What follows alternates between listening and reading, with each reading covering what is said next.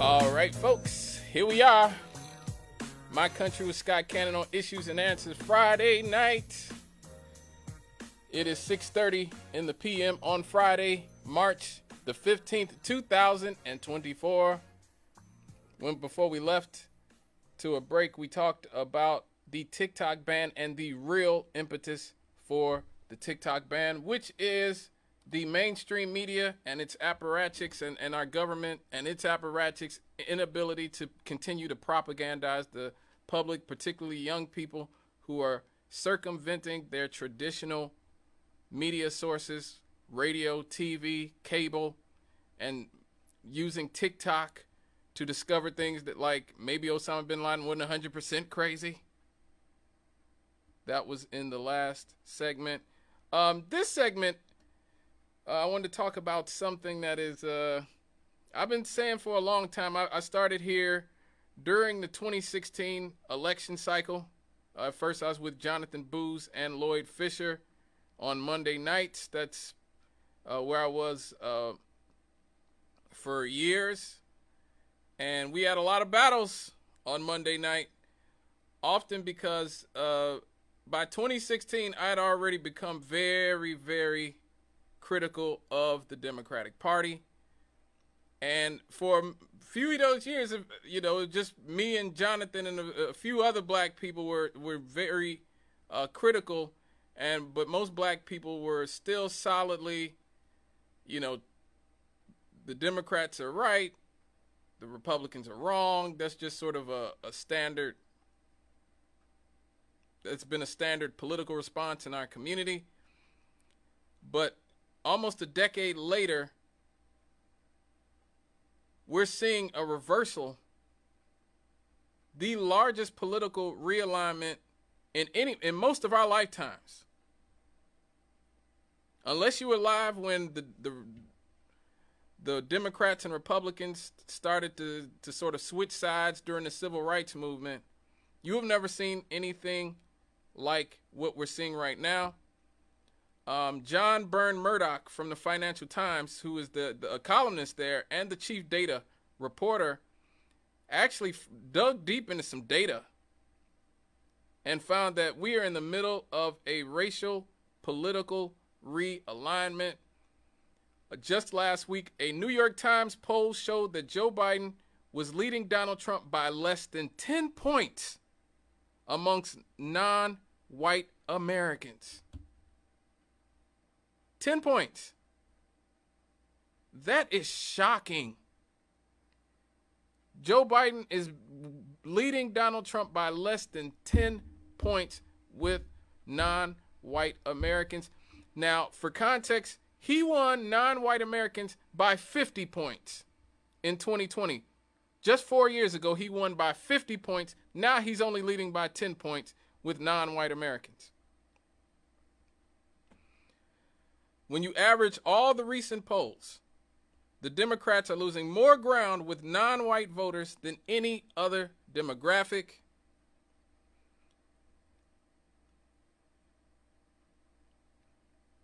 Many high-quality, long-running surveys like the New York Times and Gallup have been showing for years a steepening decline in black and Latino voters identifying as Democrats for several years. I am one of those people. When I first started voting, the very first election I voted in was in 2004. I voted for John Kerry. I've told the story, I think, on here a few times. I stood outside of my polling place at 5:30 in the morning to vote for John Kerry against George W. Bush. I thought civilization was at stake. I thought that George W. Bush was the most evil individual that ever been president, at least in my lifetime, and in most people's lifetimes who were living at the time.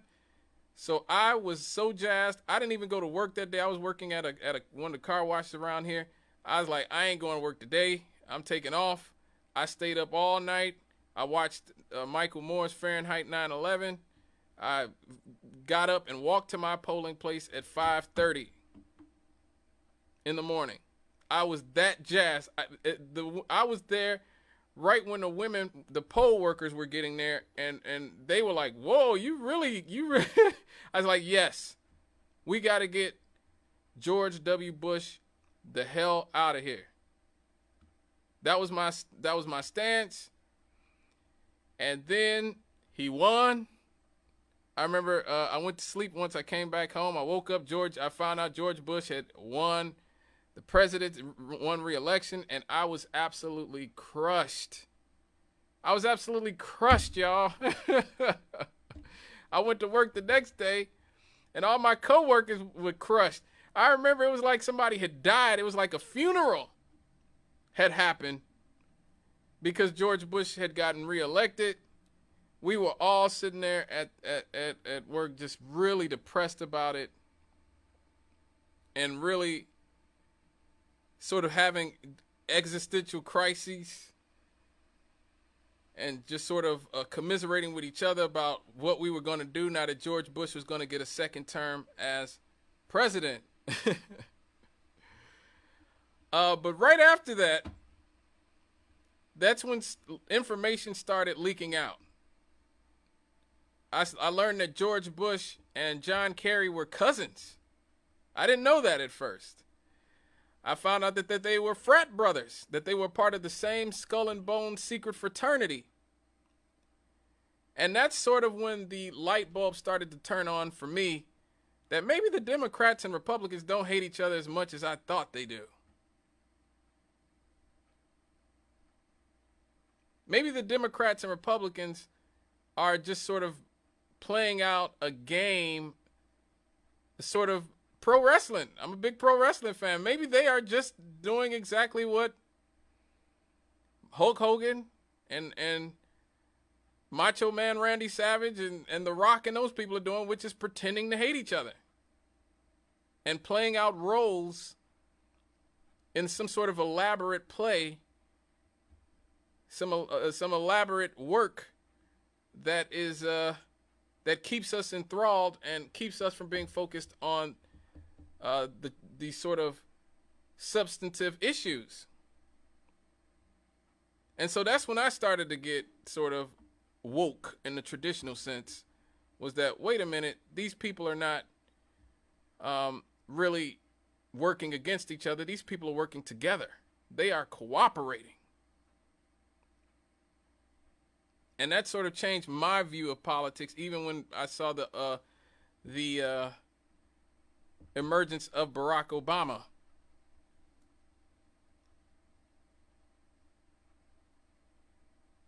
Now, America's gold standard national election surveys are showing a similar sharp decline, with non-white proximity to Democrats now at its lowest since the 1960s, before the Civil Rights Movement and the 1964 election, which aligned black voters with the Dems and against the GOP. It is important to say that even though I think LBJ was the last good president America had, because of the Civil Rights Act, the Voting Rights Act, Fair Housing Act, the Great Society, cut black poverty in half in 7 years, he did say, after the Civil Rights Act and the Voting Rights Act, he said, I'm going to have the niggers voting Democrat for the next 200 years. He did say that. That's why, if you ever watched a really good movie I liked called Lee Daniels' The Butler, which is about the butler that worked at the White House. Forrest Whitaker was in it.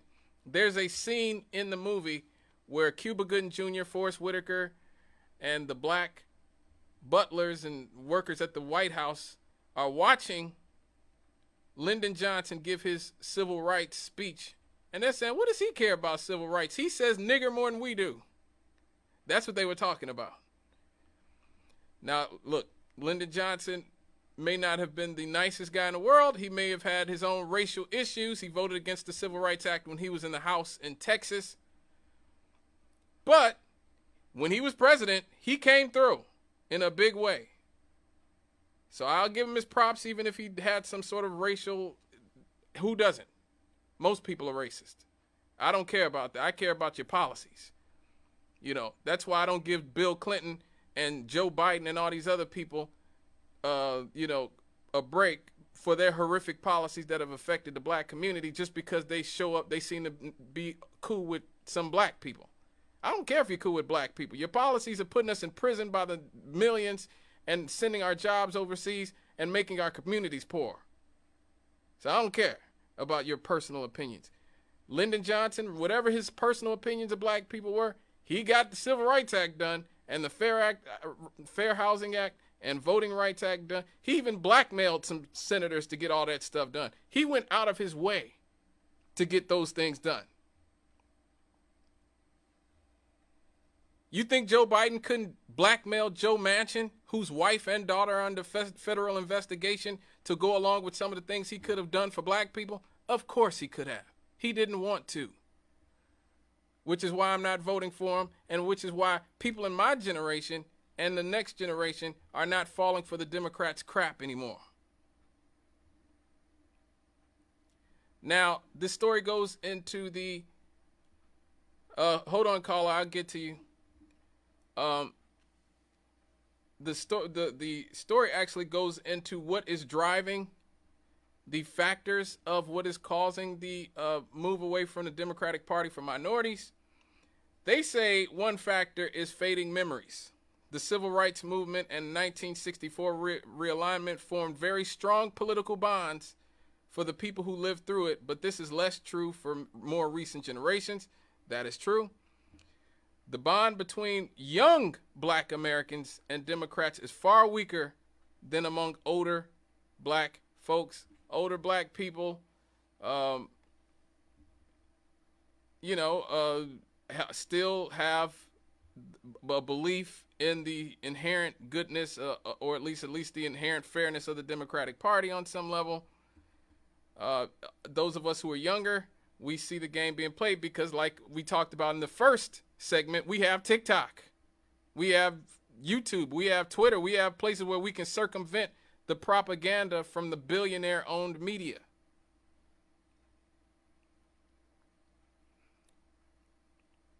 And so the paradigm where young people favor Democrats, old people favor Republicans, that we see in the U.S. population is actually inverted among black people.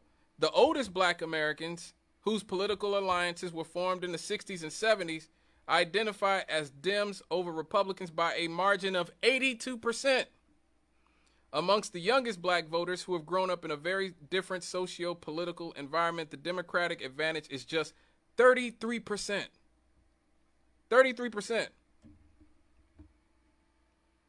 The changing images of the parties regarding class and income are a factor as well.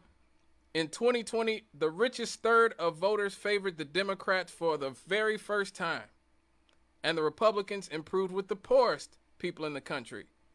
The GOP now appeals to working and middle class voters of all ethnicities. I don't know about that one. And large numbers of non-white Americans have long held more conservative views. But I've talked about this on the show. The Democrats control all the richest parts of America now. At one point, I think last year, they controlled all 10 of the richest congressional districts in America. They control 90 of 100 of the richest congressional districts in America. The Democrats are the party of the rich now. They are no longer Franklin Roosevelt's party and Lyndon Johnson's party, which is why I don't vote for them, unless I just have to. Large numbers of non-white Americans have held much more conservative views than their large voting patterns would suggest, which I've said for a very long time as well. Black people do not go along with a lot of the looga booga tugga stuff. You guys know what I'm talking about, the looga booga tugga stuff. I've grown up around a lot of pro-life, anti-war Christians my entire life. I've been around pro-life, anti-war black Christians for most of my life. Abortion, gay marriage, all the transgender stuff. Most black people I know are not super rah-rah any of that stuff. Or at least not especially a lot of the looga booga tugga stuff. Especially the tugga stuff, where we're pretending that grown men can become women and stuff like that. That has never been a part of our community's beliefs. White liberals put those on us, generally speaking. In 2012, the vast majority, hold on, caller, I'm almost done. In 2012, the vast majority of black conservatives still identified as Democrats, but that has fallen to less than half. Latino and Asian conservatives show similar but less sudden trends. Latino conservatives are now a very solidly Republican group, and black conservatives favored Republicans for the first time in 2022. That is shocking. That is shocking. Like I said, a lot of black people are very culturally conservative. We're the most religious group in the country. Black people are. Hispanics are number 2. That's one thing that I think liberals sort of underestimated when they came out with the whole demographics as destiny thing that made them believe that all these brown people they were letting in the country would automatically feel grateful and vote for Democrats.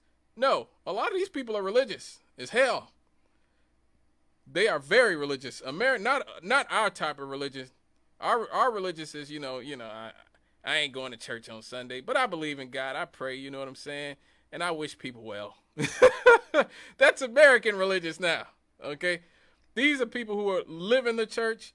They cross themselves. They have the candles. They have everything. Whenever I want any candles, any Jesus candles or anything, I go to the Mexican stores, the Hispanic stores for those. They are the ones who have all, they are very, very religious people, very spiritual people. And, we know very religious people tend to vote conservative more than anything else. The left's challenge with non-white voter is much deeper than it first appears. Young women now are much more likely to go to college than young men, with college having a liberalizing effect on values, which is another thing that people don't talk about enough. The gap between men and women politically in this country is growing because men, we are not going to college, and women are. And colleges, American colleges, are full of liberal sociology departments and all these liberals. And, your daughter comes home from school on Christmas break and she's got green hair and she's got a few nose rings and she's got a girlfriend now. And, she's talking about how she might, that she goes by they, them now. You know what I mean? That's generally how it's working now. Young men we're going into the labor force. Okay, I just need to get a job. Not being propagandized by white liberals and the colored people who love them. Let me get this caller. Hello, caller. Okay, good evening, Scott. What's up? Now, Scott, now you know good and well. Now, you know you brought up the best president that we ever had in this country, Lyndon Baines Johnson. Yep. That was a strange man.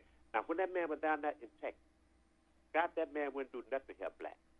But what I don't understand about that man, soon when he became president of the United States, he would have got Dr. King, and he would have signed that civil rights bill. And without that civil rights bill, what would we have? Nothing. Scott, you can't, look, I don't care what people say about the man. To me, like I say, that was the best president we ever had. You remember Fannie Mae Hamer? Yes. They beat the dogs down in Mississippi, beat the hell out that lady in the damn jail. Yes, they did.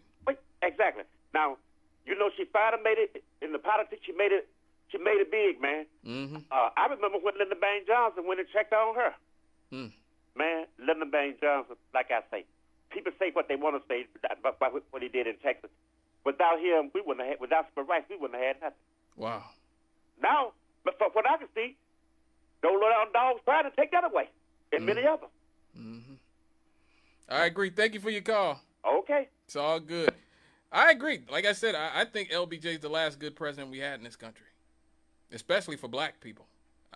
All these other, I know y'all love Obama, and a lot of you still, for some reason, love Bill Clinton, but the footprint that they've had on our lives has been atrocious, horrific. NAFTA, the Clinton crime bill, Wall Street deregulation, not regulating derivatives, knowing that when he was warned that it was going to melt down the economy if he didn't regulate derivatives and just let those financial instruments run wild. Welfare reform. 70% of the people who lost their benefits with welfare reform were children. Children. Our media is now owned by a few people because of the Telecommunications Act of 96, which I just talked about in the last segment with TikTok. The Clinton administration was horrific for black people, probably second only to Reagan in the amount of damage that it did to America and the black community in general. Again, Obama was basically an empty suit, a shill, a man who lectured black people about not feeding our kids fried chicken for breakfast and told black men we don't need gold chains and a lot of women to be a man, while at the same time telling us we didn't need reparations because we had him. That's Obama. Lyndon Johnson, if the Democrats were still putting out Lyndon Johnsons with Civil Rights Act, Voting Rights Act, Fair Housing Act, Great Society, in 1963, when Lyndon Johnson became president, the black poverty rate was 60%. By 1970, it was under 30%. I'm just saying. If the Democrats were still putting people like that out there, I would vote for them. But they are giving us mass incarcerators, warmongers. Joe Biden is about to end the world, literally, with Russia antagonizing them. I'm not voting for you people. And neither are most black people in my generation, I'm proud to say. The propaganda and the woo-woo is wearing off.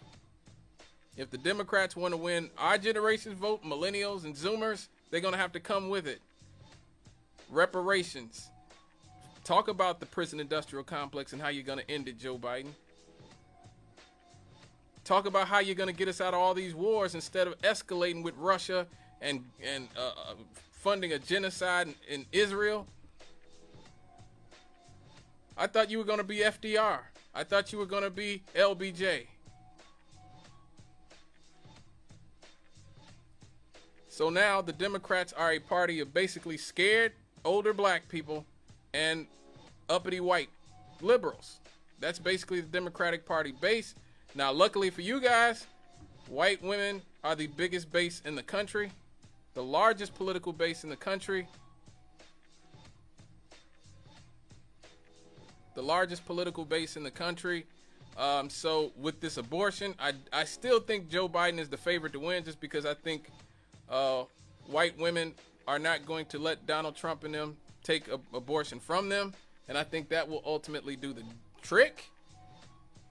But if they don't, if Joe Biden somehow finds a way to lose this election, it will be because he did not come correct to us as black folks and to other minorities, and they will pay for ignoring us and sort of taking us for granted. Oh, crap, we got to... Okay, make it quick, caller. I got to go to a break. Hey, brother, I like everything you saying. Well, thank you. I don't like the so-called the reality Republicans right now. They're hypocrites. They are. But I don't like the Democratic either, because they are a different kind of devil. They're devils too. I mean, if you're Christian, then you don't believe in these things that the Democrats push, like abortion and everything. You don't agree with a lot of that. But the Democrats the Republicans right now, I mean, we don't have anybody who's really, really a real Republican. I mean, we can't vote for Donald Trump because he is an autocrat. He is worse than that. He's a dictator. I mean, so what are we going to do? We got Biden, who is undercover, the same people. Maybe he used to wear, maybe he's one of them little boys too. It seems like it. Right. They just take us for granted. So what are we going to do as black people? Dr. West. Dr. West is running, brother. Dr. West. That's who I'm voting for. As I'm voting third party, I'm voting for Dr. West. But thank you for your call. I got to go to a break. All right, folks. Like I said, voting for third parties. That has to be an option. We cannot allow the Democrats and Republicans to think that they know how we're going to vote and that they can take us for granted. That's how we got into this mess in the first place. I'll let Dr. Jill Stein tell you why you should consider voting for a third party. We'll be right back after the... Are you concerned with a third party? I am very concerned. I mean, I talk to Joy about it all the time. Stein's vote total exceeded Trump's margin of victory. So had she perhaps not been part of it, Hillary Clinton would have been president. Okay, we hear this all the time, so let's talk about it. First of all, it's not true. Polls show that the vast majority of people who voted Green would not have voted at all if we weren't on the ballot. So basically, they're mad that we inspire people to get out and vote. Second, this whole idea that certain politicians are entitled to your vote is ridiculous. They don't own your vote, they have to earn your vote. If you let other people tell you how to vote, you give away your power to make politicians listen to you and represent you. That's just how democracy works. And finally, they've been calling us spoilers since Ralph Nader's 2000 campaign, and that's also nonsense. But you know what? There's a solution to this supposed problem they're whining about. It's called ranked choice voting. We've been fighting for ranked choice voting for decades, but the politicians in power refuse to pass it because they don't want you to have a real choice, and that's one more reason they don't deserve your vote. The establishment smears outsiders like me, and it shames voters like you who just want better choices. But how is it democracy if the ruling parties rig the system to keep you from ever having a real choice? Without freedom of choice, there is no democracy. And by exercising your right to vote for a candidate of your choosing, you are making this a better democracy.